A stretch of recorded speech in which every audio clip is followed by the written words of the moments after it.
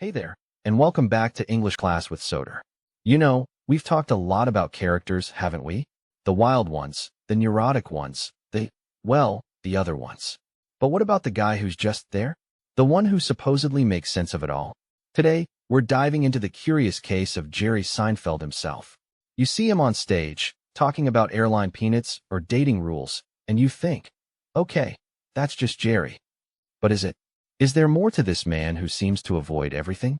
He's the guy who buys his dad a Cadillac, but won't commit to a relationship. He's the one who complains about his friends constantly, yet he's always there for them.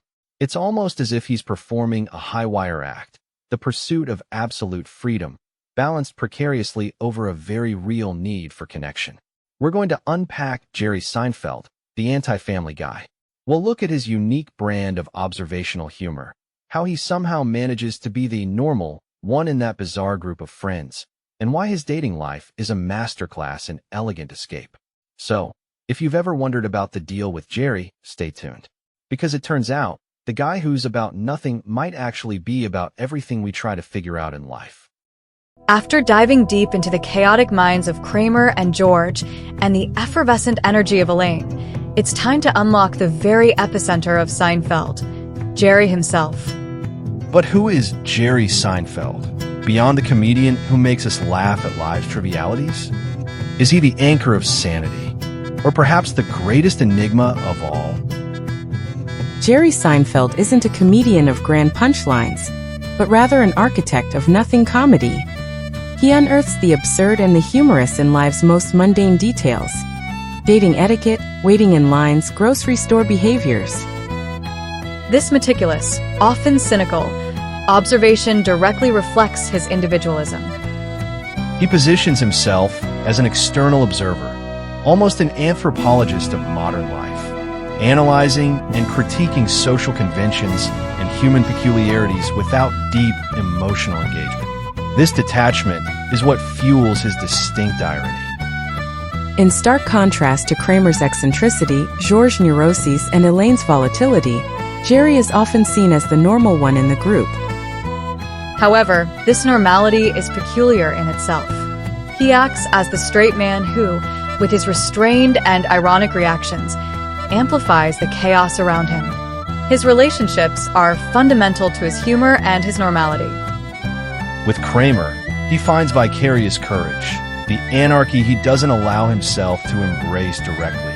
With George, he sees an excess of his own insecurities, a distorted mirror that alerts him to the dangers of losing control.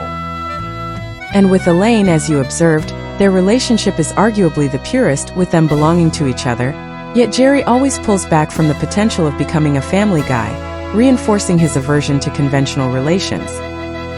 Jerry's love life is the clearest manifestation of his aversion to commitment and fitting in. He uses relentless, often comedic, logic to justify ending relationships for trivial reasons. Connection. This escape from the family guy archetype directly ties into his individualism and his stance as a distant observer. He doesn't want to be tied down by anything that limits his freedom or forces him to confront deeper emotions that might disrupt his comedy of nothing. It's easier to observe and comment on others' flaws than to deal with his own in intimacy. This is where his humor and his normality, or peculiarity, beautifully merge. Jerry Seinfeld, the comedian who taught us to laugh at the everyday, is also the character most resistant to conformity. His normality is an art form, and his relentless pursuit of freedom fuels his humor and, perhaps, his greatest irony. He's the Seinfeld about nothing that, ultimately, is about everything we avoid being, but deep down we often are.